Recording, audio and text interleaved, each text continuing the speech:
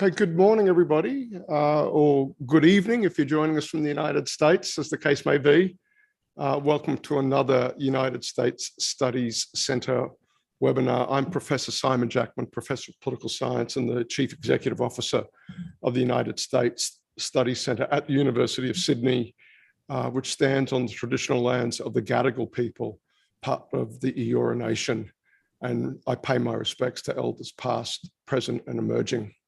Today's topic is the fate of President Biden's legislative agenda in Congress. And for aficionados of American politics, you will understand already that is where the game is in American politics right now. Here in Australia, of course, we're focused on our own politics, but back in the US, there are actually some very interesting parallels between the politics around climate change, for instance, between the two countries, something we might get into a little later on. But the big strategic lay of the land is the following. Democrats, at least for the time being, control all three institutions in American national government. The White House, the Senate on the tie-breaking vote of the vice president for matters that only don't require 60 votes, and we might get to that as well. And of course, a slim majority in the House of Representatives. Yet less than a year since taking power, President Biden is facing the prospects of his own legislators, Democratic legislators, unable to support some of the more ambitious elements of the Democratic program, the campaign that Biden campaigned on. What happened the last time Democrats controlled Congress and the White House? And indeed, we're reminded of the midterm loss that Democrats faced at President Obama's midterm in 2010. And indeed, those of us with even longer memories can go back to 1994, Bill Clinton's midterm, where Newt Gingrich and the Contract for America Republican campaign took the House in 1994. What are the lessons learned from those previous episodes for shaping any prospect of success for Biden and his ambitious legislative agenda? And what is the pathway forward for any glimmer of success for Biden and indeed those who harbor ambitions that under unified control of those three branches of national government, there may be some big moves, particularly say around climate change, around infrastructure, around addressing persistent inequality in the United States. Let me introduce the panel that's going to be taking on those matters over the next 56 minutes. Look, we're thrilled to be joined by Professor Bryan Marshall, who is chair of the Department of Political Science at Miami University. And before we came on, I discovered that Bryan once had to suffer through some invited lectures of mine a long time ago in both our careers. But since then, Bryan has gone on to become one of America's leading scholars of the US Congress. His articles appeared across the leading journals of political science. And indeed, his scholarship has intersected with grit under the fingernails fieldwork, or the US politics version of fieldwork, and that is, of course, time up on the Hill, working in and around congressional offices, in particular, work in the office of Jim Clyburn. But critically, what brings Bryan to us today is the fact he is co-author with our own Bruce Wolpe of a book called The Committee, now headed for its second edition, a study of President Obama's legislative agenda and getting that through Congress, or not, as the case may be, in that earlier time period that I was referring to earlier. The committee first appeared in 2018 and published by the University of Michigan Press. And again, a little inside baseball, it's an extremely prestigious outlet for works of scholarship in political science. The University of Michigan's political science line is a place you want to be publishing your work. And for one of our scholars, Bruce, to be co-authoring with Professor Marshall, producing scholarship of that caliber, absolutely a thrill and a great privilege. that we get to call Bruce one of our own. So Bruce, of course, I've already sort of introduced him, a senior non-resident fellow here at the centre. I often joke he's the hardest working commentator on US politics in Australia. But more importantly, he brings deep substantive knowledge based on his own time on the Hill and critically supplying really helpful context. Bruce worked in Australian politics, serving as Chief of Staff to Prime Minister Gillard at one point.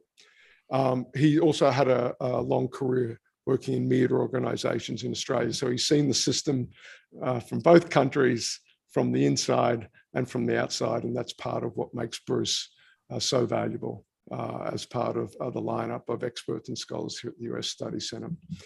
To moderate the conversation today, again, this is such a joy.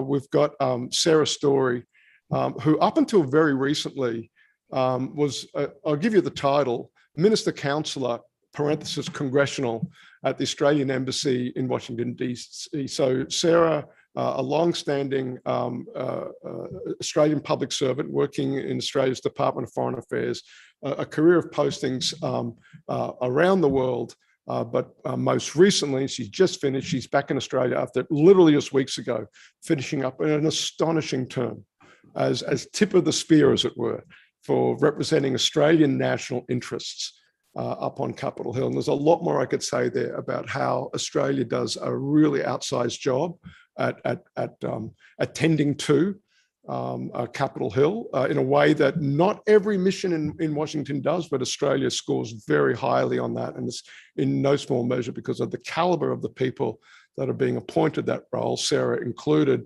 And indeed, I do have to say, Sarah has been just an outstanding asset, a great friend of the US Studies Centre and of myself personally. When we're in Washington, Sarah has sort of opened up her networks to us. I hope on occasion we've been able to reciprocate and perhaps assist Sarah from time to time, but it's been a fabulous partnership while Sarah was in the post in Washington. But we're delighted to have Sarah, who's back in Canberra before she takes on her next role with DFAT. But before she does, we're going to take advantage of that deep knowledge she acquired of the way Capitol Hill works to lead the conversation with Bruce and with Bryan today. And a 5-minute introduction went for 8. My apologies. There's a lot to get through there. And I hope lay the table for what will be a fantastic conversation to be led by Sarah. Over to you, Sarah. Thank you so much, Simon. Thank you for the very warm welcome. And could I also just reciprocate thank you to the US Studies Centre. The centre does an outstanding job, a much needed job in providing balanced and detailed and comprehensive and insightful commentary and analysis of US politics and the vital importance, the imperative, in fact, of our bilateral relationship. And that's in no small part to your leadership, Simon. You've been outstanding. But it's my absolute pleasure to be here today with such esteemed co-authors of this magnificent book. I always get particularly excited about books that weigh into Congress. It's a wonderful book.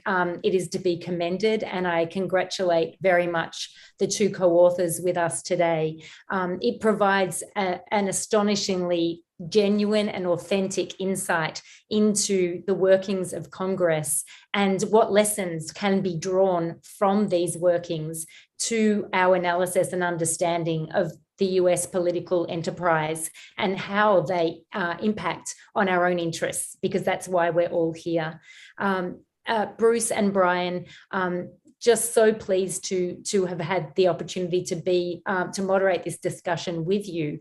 I always see Congress, my number one line is always never forget that Congress is a co-equal branch of the US government. And I think that because the very large differences in our systems, people are taken in by the similarities, but do not understand the differences. And I think this book really brings to bear just some insight into the complexities of congressional operation and the absolute imperative of understanding how the committee system works. So on that, I would like to ask you, co-authors, how did you come to write this book, and how did you find each other? So over to you, Bruce, first of all. Thank you, Sarah. Simon, thank you. Sarah, thanks so much. Welcome back at home, which is wonderful. And Bryan, welcome to Australia. We hope you get here too, sooner or later. This book started when, in 2008, right after the election, I had worked on Capitol Hill in the 80s with Henry Waxman, who had become by then chairman of the House Energy and Commerce Committee, responsible for a major portion of President Obama's legislation. So Obama was elected, and I just thought it was a political calling of our time, and I wanted to go back and be a part of it. And I rejoined Henry Waxman's staff, senior advisor on the committee. And again, the committee was where healthcare, consumer protection laws, cap and trade, climate change went through. And so I recognized it was an historic time. I wanted to write about it. So every night I kept a diary, a journal as to what happened. And at the end of 3 years, it was 250,000 words of what occurred on Capitol Hill in that time. And so I wanted to publish it, of course. And I talked to a couple publishers, and it just didn't gel. But there was a really great fellow who said, I have a key to doing this. And that is, I have a great political scientist named Professor Bryan Marshall out in Ohio. And if we wrapped this journal into a political science context, it could go. So Bryan, over to you as to how it all happened from there. Yeah, well, from there, I was able to, Bruce shared the copy of his journal with me. And I looked at it and I was just mesmerized. I mean, I couldn't stop reading it. There were some great policy issues that he had developed in there.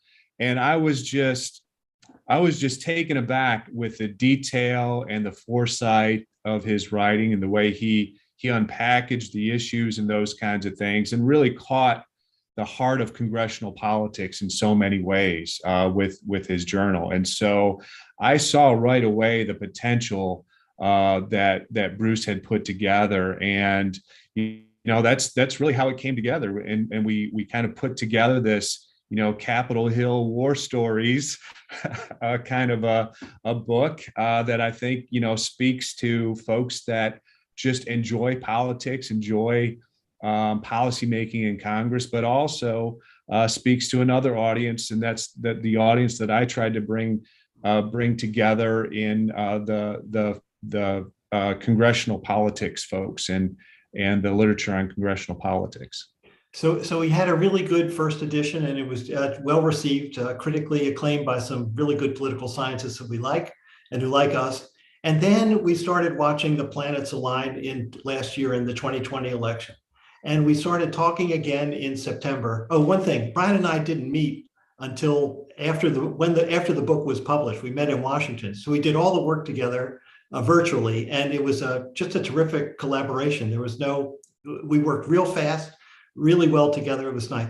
In any event, so we saw the planets begin to align, and Biden winning the presidential election. At the House, the surprise of the election to us was that the House Democratic majority was narrowed so much to now it's only 3 votes. And then the Senate finally clinching Democratic control in January in the runoffs in Georgia. So suddenly you had the White House, the House, and the Senate back in alignment again. And Joe Biden, who was vice president under Obama, now the president. And we realized that if Biden took the lessons from the Obama years and applied them, it was the only way that he could be successful. And so we had the alignment, and then we had also the same issues. Biden's first thing was economic recovery. That was Obama's first thing in the great financial crisis. Healthcare was huge under Obama. Healthcare is huge under Biden, expanding Medicare. Global warming, front and center as we speak, and the going up to Glasgow. So the issues were the same. And then politically, the realization among Democrats, if we don't hang together and get this done, we will fail. So ultimately, enough Democrats with bigger margins in the House and the Senate came together to pass it. Now that they have the same imperative right now, even though the margins are much, much smaller. And we also have, and this is why we want to come back to Bryan. Well, guess what? Nancy Pelosi was Speaker 12 years ago, and she's Speaker now. And Mitch McConnell was the Republican leader 12 years ago, and he's the leader now. So, and Bryan's much more the Senate expert than I am, and where the institutions are. Yeah, thank you, Bruce. So, I mean, it's certainly the case that the parties are different, and I mean the difference has been over a longer period of time, of course. But over the last 40 years, I talked to my students about this. Over the last 40 years, if you look at the Senate changed hands 8 times, and for half of that time, Democrats controlled, half of that time, Republicans controlled. A similar story with the House of Representatives over that period of time. Majority control changed hands 4 times, but again, Democrats controlled and Republicans controlled about half the time. And if you look at presidential elections, you see the same story unfold there with control over the White House. So over the last 40 years, the point here is over the last 40 years, party competition has become incredibly intense. And so virtually everything that members of Congress do on the Hill in one way or another can shape the outlook of their collective party interest in the upcoming election because the elections are so close. So, members of Congress are always seeking ways to differentiate themselves. How do Republicans differentiate themselves from the Democrats? And so there's just a constant campaigning. There's increase in polarization on policy issues. The Democrats have a completely different agenda than the Republicans. So highlighting those differences in terms of policy, but also doing things for the party and making the other party, when they can, look like they can't govern or what have you, to give voters a reason to vote for their party. Just one further point for me. The other lesson in this whole context that Biden learned was he had to go much bigger, much faster, much more scope now than Obama and Biden did 12 years ago. Take Obamacare. It took until March next year to get that through. Cap and trade never got through. And so so what did get through was early an economic recovery program. He wanted Republican support, just like Biden was looking for Republican support. The Republicans whittled it down under $1 trillion. It was a good program. It ultimately worked, but it was too small and too slow. So there was no payoff going into the midterm elections in 2010. And so Biden, that's where the American Rescue Plan came from. Go for $2 trillion, get it done with the COVID vaccines and so forth, and hopefully infrastructure, hopefully this thing under discussion now, so the benefits will be realized this year to go into the midterm election. So Biden absolutely internalized that lesson. So Sarah, that's how we all kind of came together here. That's terrific. I mean, that's so rich already, what you've already covered. It's just wonderful. It's making me miss DC tremendously. So thanks, guys. Bruce, while I've got you, so to speak, I'd be interested in hearing what you think Biden has learned. Why? What have you learned? What have you taken from looking at this book and updating it, particularly on, for instance, just the very careful committee work that created Obamacare, and how you think that is that careful committee work being replicated now on some of those massive projects that we're seeing, massive undertakings. We're talking about Biden's legislative agenda, as you say, and his ability to retain power going forward, not just into the midterms, but beyond. I'm interested in what Bryan has to say on this too, but I don't think the committee process has been as thorough in this Congress as it was then, but a thorough process then took much longer. And so I think they've telescoped it. The other thing is there's just consensus among the Democrats as to what to do. So a big issue is this a radical socialist agenda? And I think Biden has come to the recognition, particularly after COVID, which really changed our whole orientation to government and problems and what we want government to do, that healthcare, education, jobs, higher wages, taking care of seniors, taking care of kids, free community college, that's not a radical agenda. And so I think they felt that they could push mainstream, middle class, working class buttons and proceed in that way. Bryan, do you want to add anything there? Yeah, I mean, I would say that, looking at the committees, I think Bruce is right. This Congress, there's been a faster pace.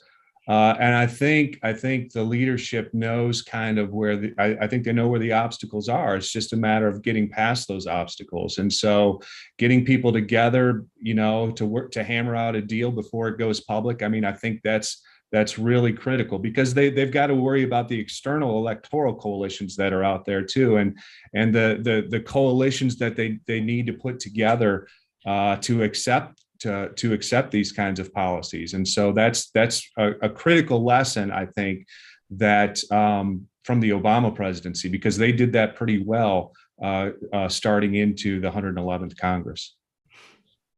Yeah, so I think that's a very interesting point there, Bryan. One thing that just strikes me is the immensity of the ambition of the current legislative agenda. And I'd just like to remind our viewers that the effectiveness of Congress at passing legislation is actually quite striking, and it is diminishing. So as of the last Congress, the percentage of bills that were introduced into Congress, I nearly said tabled, but there's a very different meaning in the US as opposed to here on the word tabled.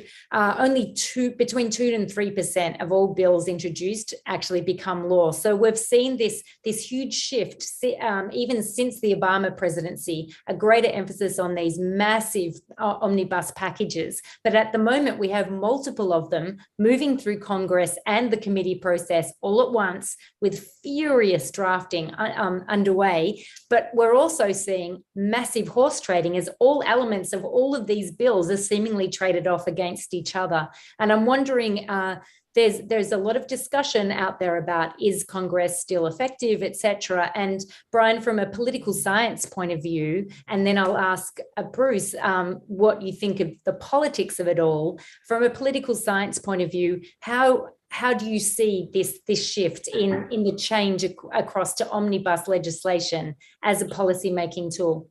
Well, you're exactly right. It has been an important shift, and we see it over time. The bills have gotten longer, but there's far fewer of them, as you point out.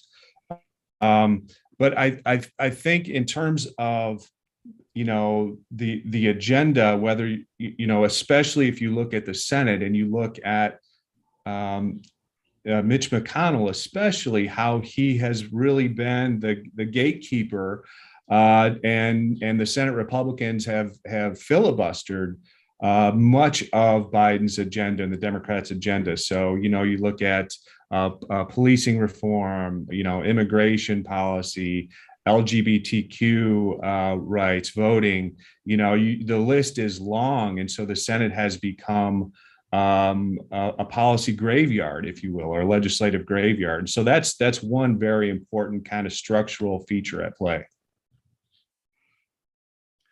What I see is I see all of that, but it's in a context of just this hyper partisanship that keeps getting worse and worse, with a race to an endless bottom.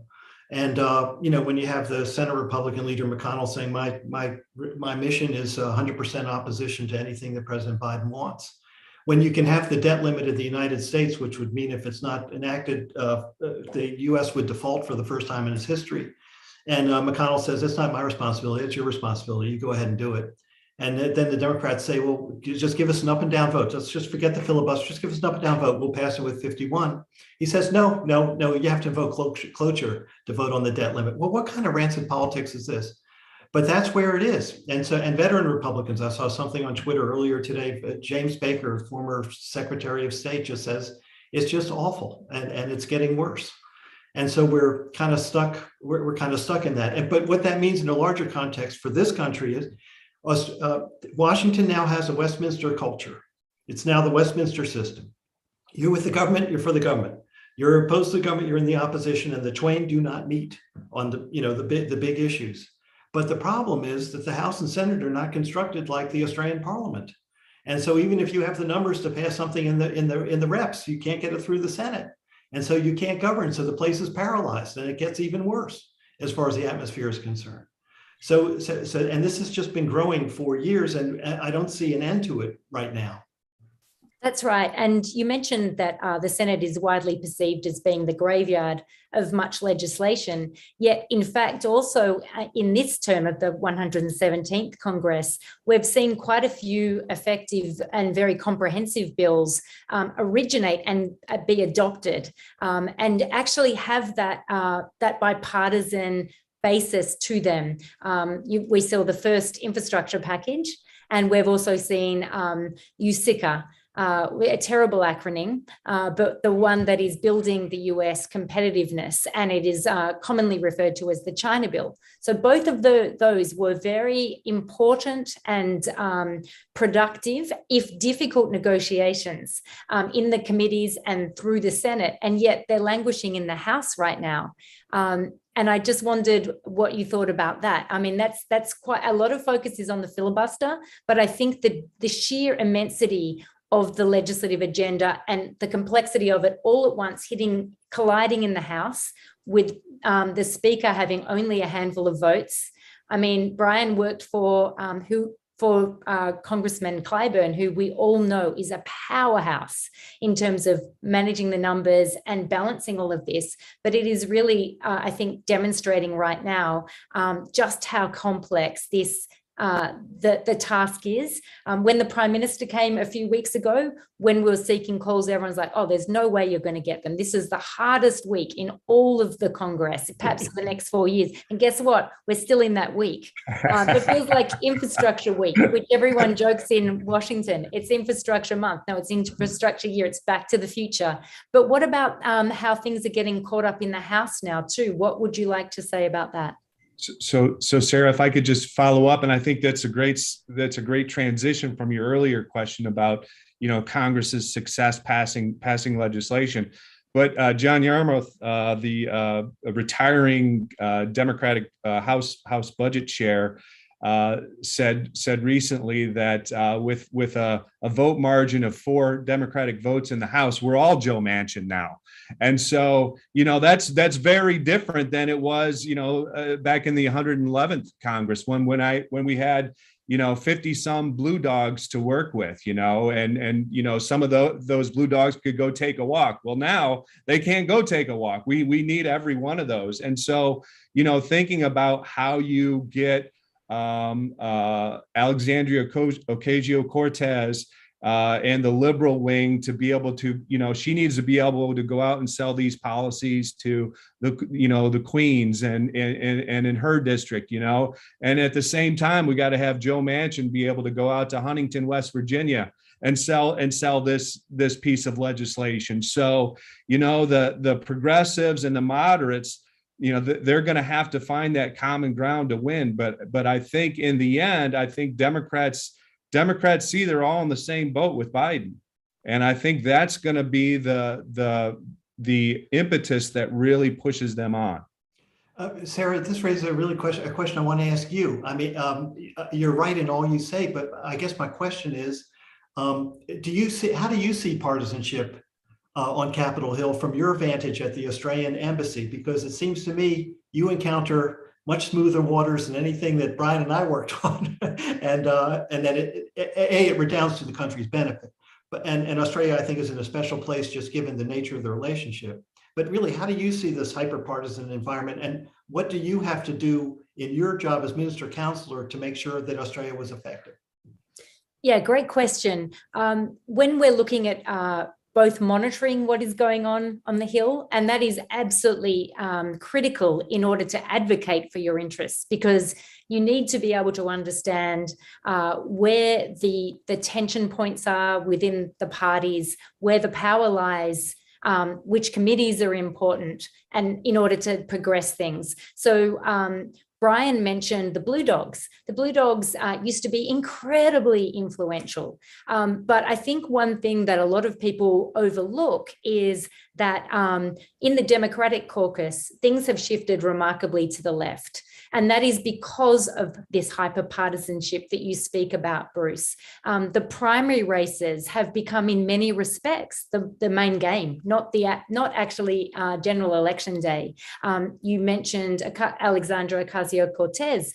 She knocked off a very long-standing, very senior Democratic member of Congress in a primary race where he had been perhaps, and he's acknowledged this, perhaps a little complacent about generating his base and engaging in what is a very, very safe Democratic seat. So the contest in that particular House district is all about the primary and not about the general election, because the general election is a done deal in that district. So AOC was able to extraordinarily effectively harness her own support base and bring a national agenda to her district. So I think that in terms of what that means for the hyperpartisanship, it means that there is much less incentive towards bipartisanship. And we're going to see that especially going into the midterms next year. Depending on how this legislative year wraps up, we go into 2022 with fewer legislative days, because there always is in a midterm year. And we're seeing much less incentive for bipartisanship. Bryan mentioned already just the disincentive that exists in the Senate on the debt. Sorry, and no, that was you, Bruce, but it's really striking to see that there is this sense of, well, it's not going to help us get reelected. It's not going to help us hold this conference together, the Republican conference. So over to you guys. And we're seeing it right now, picking up on what Bryan said. The Democrats have a choice. They can engage in their intra-party ideological differences till the cows come home and not pass something and everything dies, or they can accept it and get the best that they can. You know, the great veteran lawmakers, as Bryan knows as well, says, let me get what I can get now, and I'll be back next year and the year after that and the year after that. You get something for dental care under Medicare today, well, you just expand it next, and you build. So are they going to give in to their longer term interests, which actually guarantee you're resonating with the country, or the short term, passions, which mean that it's going to be harder to get together? And this is playing out right now as we speak, and we'll see how it's resolved over the next few days. Yeah, good point. I think that another issue there is as the Democratic caucus has been pulled generally to the left, that there is a huge impetus in let's just pass as much as we can now, very aggressively, very ambitiously. Let's work with the double majority we have, the super majority, in fact, with having the White House as well. So I think that a lot of observers were anticipating that there would be a lot of legislation passed effectively in the first half of this 117th Congress, but that has in fact not come to pass. And so, Bryan, I wondered if you might comment on that. What are you seeing in terms of the impact of hyperpartisanship on the ability to pass legislation, and particularly from the way the Democrats are approaching this in the House in particular?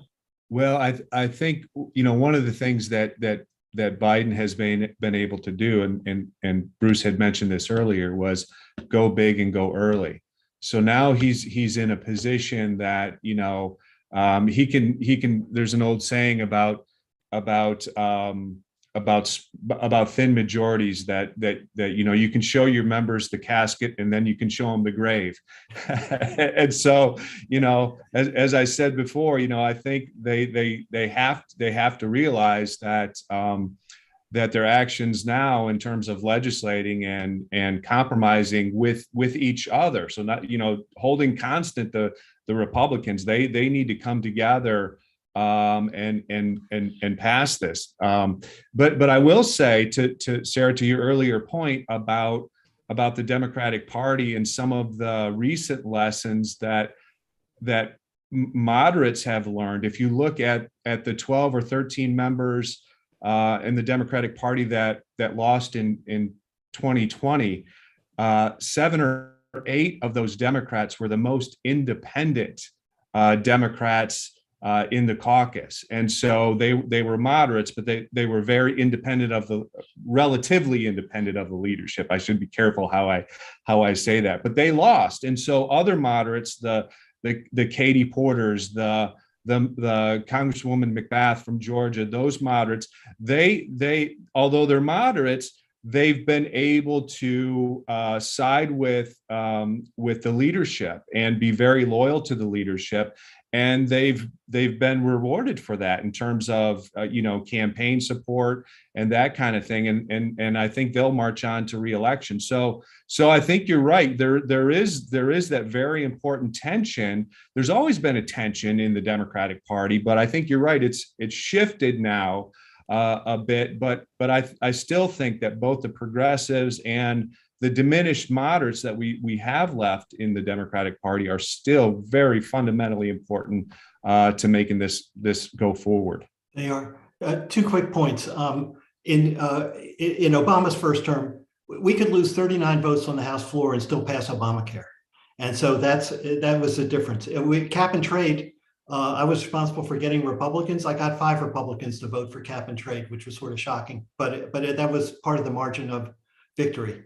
But this partisanship filters down. It's not just under the dome. It filters out to the country. Doug Sosnick, political scientist, pollster, did some study. 419 of the 435 seats have members whose districts voted with their presidential candidate.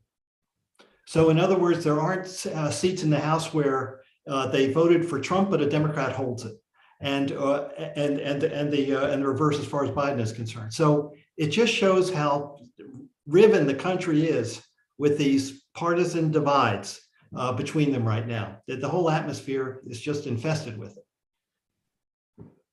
Yeah, great points there, Bruce. What do you think this means for the midterms next year? The ability or not of this legislative agenda to get through in the coming weeks? Well, if they can't pass this legislation that's pending right now soon, they're dead. And even if they do pass it, as far as the House is concerned, the prospects of the Democrats holding the House I find slim, very slim. The average loss of seats by the president's party in the first midterm election is 24 to 26. The Democrats hold the House by 3 seats.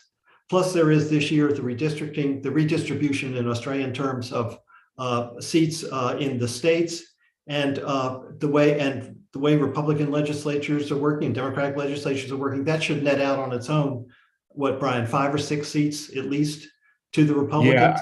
Yeah, I mean, a lot of that is still a bit uncertain, but yeah, the suggestion is it's a gain for Republicans. Yes. Yeah. And so I think the chances of the Democrats holding the House are really quite slim. I think the Senate, we can talk about that a little bit, but I think the Democrats could gain 1 or 2 seats in the Senate, just given who's up in the politics in those states. So what that really means is the Democrats have any chance of anything good is to, let's just think about it. Pass the program. Biden still is president after the midterms. Even if Congress goes completely Republican, he'll veto any repeal of what was passed in this Congress. And then you take that fight to the 2024 election. So you got to think ahead. What did Bill Clinton say? Don't stop thinking about tomorrow, right? Well, tomorrow is here. So Bill's revenge. So they have to do this now, or else they come to the electorate with nothing, which would be a horrific disappointment after Trump. Yeah, absolutely spot on. And I think one thing that's very interesting, and perhaps drawing it back to the fabulous book, is one of the lessons that I think Biden has very much taken on board is a reflection on perhaps they could have done better under the Obama administration of selling some of the important programs that were intended to redress the global financial crisis, but also Obamacare. So we've seen a lot more outreach. But unfortunately, because of the partisanship and the increased factionalism on display within the Democratic Party, we're also seeing interesting outreach from within the Democratic Party against its own members. You've got Bernie Sanders going to have discussions in West Virginia to try to get under the nose of and up the nose of Senator Manchin, who some people refer to as the president of the Senate, because with his swing vote and his ability to hold things up, also alongside Kristen Sinema from Arizona, there is a lot of focus on those states, but perhaps not recognizing the very genuine tensions within those states and the interests of the moderates. I think there are a lot of people, our contacts would tell us this all the time, there are a lot of moderate senators who actually believe the same, have similar concerns about the ambition of the level of spending out there and the ability of that ambition to be taken, to be disproportionate to the level of ambition, to mean that the levels of spending are so great that they will ultimately impact negatively on the Democrats' re-election prospects, particularly in the House, but also in the Senate, even though I think Bruce has said very accurately, there are a number of factors there that actually mean, even though it's a 50-50 Senate right now, the map and the fact that we have a lot of retirements on the books. And Bryan, I'd like to ask you on that note about Ohio. It's shaping up to be a fascinating Senate race there.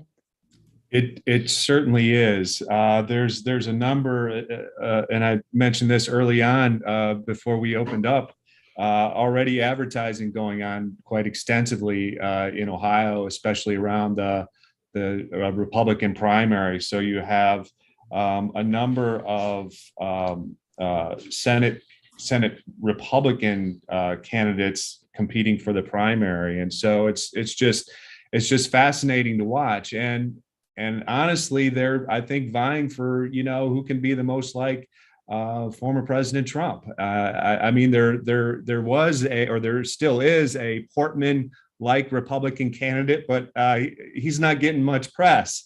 The other ones are, though. So it's really an interesting dynamic, and so we'll have to watch and see. On the other side, we've got Tim Ryan. I think is probably the House member Tim Ryan run for the Portman seat on the Democratic side here in Ohio, and he's got a little bit of Sherrod Brown in him, and I think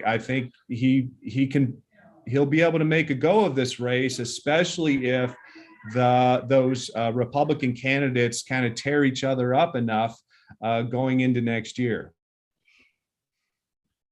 That's an interesting segue in terms of, again, going back to the book. You mentioned that under the Trump administration, there was a little bit of an attempt to subvert congressional processes and to concentrate power in the hands of the executive. Some commentators have even potentially suggested that, in fact, many members themselves have expressed significant concerns about the threat to US democracy.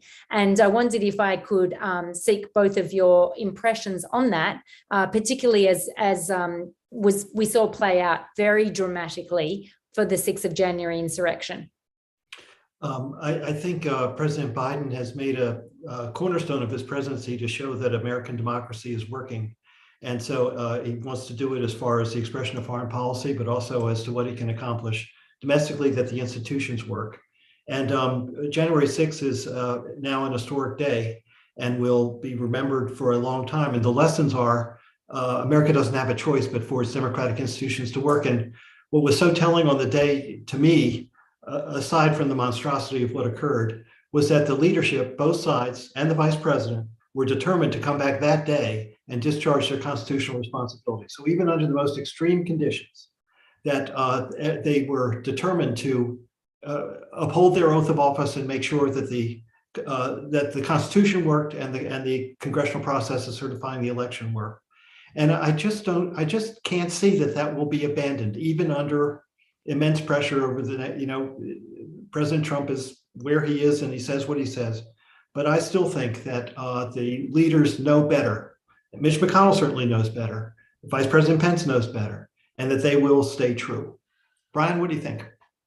Well, the pendulum certainly swung very, very far from its post on January 6th. That's for certain. And I think I think voters will remember that. And I'm hopeful that the turnout that we've seen in recent elections, I'm hopeful that voters will say, how important it is and realize how important their vote is.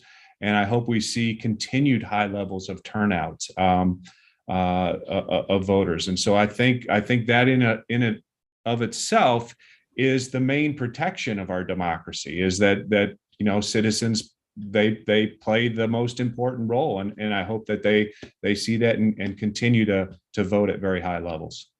If the United States adopted the Australian system, this problem would go away. There's been lots of talk about that. Yeah, but I think that the response to January 6th certainly underlined the importance and the constitutional protections and inbuilt checks and balances within the system in order to protect democracy. And that's something that I think should be noted, that the institutions prevailed. Democracy can be messy, as we're seeing at the moment with this legislative process, but there's also a very strong determination, I think, across the aisle to maintain the integrity of the institution. And Simon, perhaps I could turn to you. I know that you were going to moderate or go to some questions from the audience, and I will leave it in your capable hands. Thank you. Thanks so much. It's been a fabulous conversation thus far. Sarah, look, we're going to flip you out of moderator role briefly and perhaps ask you a few questions, drawing on your time as Minister Counsellor heading up Australia's congressional liaison. I should have mentioned in the intro, but literally in your last 2 weeks on the job, I think it coincided with two ministers, the Prime Minister and the AUKUS announcement. I'm wondering if you could say a little bit about the significance of that, of the FaceTime the Prime Minister got up on Capitol Hill, but perhaps just if you could pull the curtain a little bit back on AUKUS is, as I understand it, not quite a done deal. There's this 18-month consultation period, but the US Congress there are some moves yet to be made there, perhaps around the tech transfer issues that I know you might have some visibility on. I think it'd be incredible if you could perhaps share some of that to the extent you can with our audience today. Of course. Thank you, Simon. I'll just be brief, but I would say that there's a long-standing and respect from the government of Australia, but also successive governments, of the importance of engaging Congress. We've had multiple of our prime ministers come to address joint sessions of Congress. And so there's always an element on the Hill for any high-level visitor. Certainly, as you said, my last few weeks, it all came thick and fast. And the engagements that Foreign Minister Payne, Defence Minister Dutton, and then following them, the Prime Minister had, were beautifully laying the groundwork. The Defence and Foreign Minister were, in fact, on the Hill as the AUKUS announcement was made. And it was an extraordinary outpouring of support for the alliance from Congress. And when the Prime Minister came just shortly afterwards, we were able to secure 7 separate, substantive, extraordinary high-level meetings. So the leadership of Congress across the aisle, they recognised the importance of this announcement from the executive, and they swung in to support and acknowledgement. And they were very pleased to hear the Prime Minister say that he understood that AUKUS was, it is indeed a ground-changing, absolutely tectonic shift in terms of bolstering our alliance. But it needs the support of Congress It needs to be nutted out in Congress. Appropriations need to be made towards its programs. The non-proliferation aspects and the very serious stewardship of nuclear technology need to be authorized and agreed to by the relevant parts of Congress. We need elements will end up being rolled into the National Defense Authorization Agreement, into pretty much any committee's work. And so I recall on the day after the AUKUS announcement, meeting with my team, saying, welcome to your next 18 months, because you certainly have a very set direction now of what needs to be done and the interests that need to be engaged. And while we don't know now the exact shape and feel of it, I think a good precedent is the negotiation and the passage of the Australia-US Free Trade Agreement in 2005. That took a couple of years of stakeholder engagement and to enable ultimate passage. Thanks. Fascinating. I don't think enough Australians appreciate that there are a few regulatory, legislative things that are enshrined in US law, and hence all the process that accompanies that, where Australian interests are going to be represented, make sure that AUKUS stays on track through all those bits of the plumbing that are part of perhaps the annual calendar. And so, as you said, I think keeping all that moving, a very full work program for your former team there in DC. Hey, and I want to come back to Bryan and Bruce. There was a really, it went quite quickly during the conversation, but Sarah pointed out, Bruce and Bryan, that the Senate has passed some big deal legislation, some of which has real consequences for Australian national interests. But I think I wrote it down at the time. Sarah's phrase are languishing in the House at this point, and I'm wondering, do you have a sense of that? Is it that the left isn't so in a big hurry to get to things like defense, security, strategic competition with China, those sorts of issues just aren't lighting things up? On the other hand, you'd think they'd be easy wins, or they're perhaps being held hostage, perhaps in some internal party game to progress on the things that might be a bit more nearer and dearer to different parts of the Democratic caucus. Any thoughts about that? Yeah, a couple of thoughts. I think it could be more institutional than anything else. Let's take the big infrastructure bill that's pending. That was written in the Senate. And so the House is just going to have to take that. They won't have a chance to amend it. Reconciliation, ultimately, the Senate is going to, it's Manchin and Sinema, right? Principally. And so they're going to have to take that. So here they have this big mega bill on China, and they're just going to have to take it. Now, I think what will break, so I think it's less ideological, more institutional, but I think we'll have a good sense of the direction of it after the Biden-Xi summit, because that will set the framework as to what is doable and what the policies, the engagement between the two countries will be, and then what that requires. So I think this is absolutely salvageable. Will require some nimble work. And Sarah, if you were still there, I'd say get to it. But your successor will, and Arthur. But I do think that there's every prospect for this. When the president and the Secretary of State and the Defense Secretary and the National Security Advisor, this is a high priority. We need this to be successful in our China agenda, and people are behind it after the summit. I think that'll break the ice. Bryan, anything to add on that?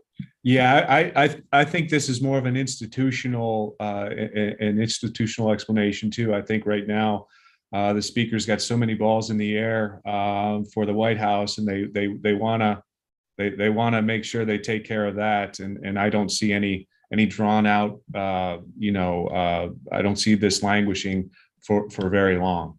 Yeah. We've got a little bit of time. I'll ask a real fast one.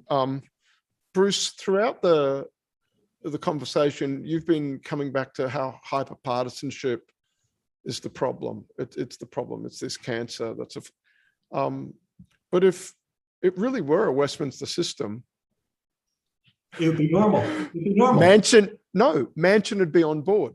Yeah, right? That's right. They'd be getting it done. Right. Well, if it really were a Westminster system, if party discipline were as strong as it is, even at 0.9 of the strength of it in the Australian system, we wouldn't be having this conversation. It'd be done. Remember Brian Harradine? So, I mean, I think this is where, Joel Fitzgibbon, is the Joe Manchin of Australia. So I think that's where, but in general, it would require Manchin to cross the floor in order to be a problem. And so, no, the problem doesn't exist here like that. So but these are all free agents, and it is really, there's no margin. That's why the Senate after the midterms could have 52 Democrats. Well, then Joe Manchin doesn't really matter that much. But that's too late if you lose the House. Roger that. Yeah. Brian, any thoughts about, we are yet to see true partisanship, and only if we did, it'd actually be perhaps it'd unjam some of these things right now. Yeah, I mean, kind of going back to a point Sarah had raised early on. I mean, it's certainly the case our system has a lot of veto points for the minority party, but still, when you look at the losses, the policy losses to the majority party over time, a majority of those losses are intra-party losses. So not being unable to get enough or a sufficient number of the majority party together to pass things. And so that's, like you say, I guess that's still a difference that we have. Part of that is the electoral. I think the electoral situation. I mean, there's a lot of variation in the parties across the country. I mean, the Sun Belt state Democrats, they're going after a different group of Democrats than the Rust Belt.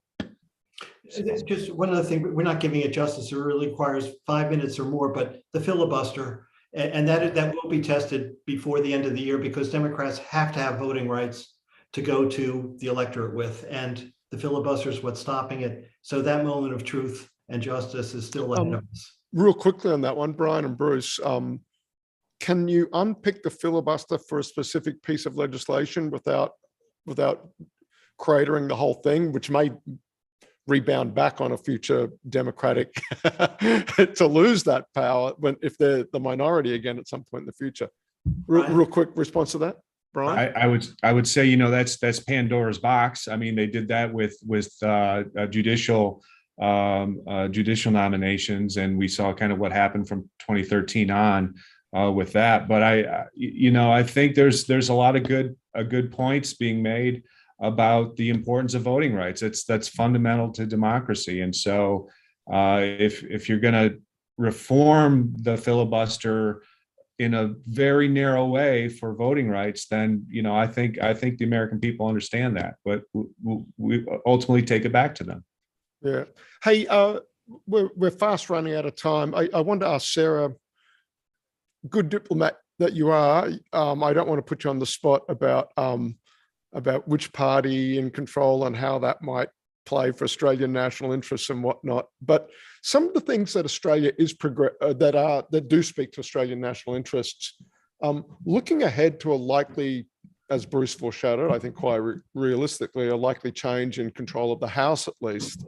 Putting a finger to the wind, do you see that making, say, for these strategic competition with China, defense spending, probably any appetite for multilateralism or trade liberalization? I don't know how that plays, frankly, depending on which side of politics controls the House. But just wondering, getting business done up there on, is the set of issues that you're often progressing, often happily, as I think Bruce kind of pointed out at one point, sitting often above. It's been the nature of things in the last 5 years or so, in particular, that on a lot of things that Australia cares about, there have been coalitions able to come together across the aisle. Yeah, absolutely. And this is not at all, you're not putting me in a difficult spot, because honestly, the work of the embassy is to understand where our interests align with the stakeholders. So, for instance, in the House with Republicans, there's there's often a pretty easy conversation we can have about defense spending, about strategic competition. That conversation is able to occur, of course, with Democrats, but it depends on which variety of Democrat you're speaking to, as Bryan's mentioned. So the conversation is just framed differently. There are no choke points or no major obstacles, because I think that such is the strength of the bilateral relationship and the commonality of interests. It's literally just about presenting those in a language that is identifiable and aligned with whatever member's interest it is. That is not a manufacturing, it is simply just a fact. If you've got someone who has a defense district in their big base in their district, they're going to be very focused on that, regardless of what party they're in. If you've got a member who's actually more focused on some of the social justice issues, then there's easily conversations that can be had about that, about shared interests as well. So I hope that answers your question. No, got it. Thanks. Hey, and look, this will have to be the last question. And a lot came in real time. We've covered a lot of it. Just saying to the audience today, if I haven't mentioned you by name with your question, I hope that the conversation has covered off some of the many topics I'm just looking at have come in real time. But a question from that came in from Michael Schottler from, hope I'm pronouncing that right, Schottler from asked, look, is there any chance that you leapfrog Manchin? Is a Romney, or is there that last Republican vote there, Murkowski? Is there the chance that there's a vote there to be had that offsets really? I know you talked about hyperpartisanship before, Bruce, but to both of you gentlemen before we close. I know Michael Schottler. Michael, thanks so much for the question. And the answer is no. I've checked it out with people, and other people have checked. Arlen Specter, a Republican of Pennsylvania, flipped, became an independent, provided a crucial vote to Obama. So is there would Senator Portman in Ohio, because he's the logical one. Bryan, any chance for him? I have not heard any rumblings about that. I don't think so, although I'm sure the White House would be thrilled, because then they could say it's bipartisan if they could get one. The Rob Portman Bridge and Dam is, I was going to say, in Ohio. All you have to do is underbid Manchin by $1, yeah. But it just speaks to the earlier observation about the number of veto points in the American system. I think is a very nice professorial way of describing it, Bryan. And it's a point that can't be stressed enough, I think, to an Australian audience that often looks at dismay at why things take so long to get done in Washington. But understanding why and how, I think is really important. And I've also got the great expertise of Sarah, who's been trying to unpick that and navigate the way through it on behalf of Australian national interests, and did so well. At what a tumultuous time, Sarah, to be there in Washington and to leave on such a high note. May your next career move be as eventful and as stimulating and redound to as Australian national interests as profoundly as this one. So that'll be my way of saying thank you at 12:03. We've run a little over time, but an awful lot to get through, particularly when I've got just such great panelists as we've had today. Bryan, Bruce, and Sarah, thank you so much. And thanks to everybody for joining us today. Janine, have we got something to talk about coming up, future webinars? And the answer is yes. You can always catch up with past events. These go live to YouTube, and of course are stored on YouTube for future viewing. You can get caught up on some of our past events there. And it's been a big couple of months for events here at the US Study Center, so I encourage you to do that. And of course, we're not done for the year. We're going to go out with a bang with a few more big conversations with US-based interlocutors, we hope and expect before the end of the calendar year here in Australia as we head into the summer here. Thanks again, everybody. See you on another webinar in the not too distant future. Bye for now. Thank you. Thank you.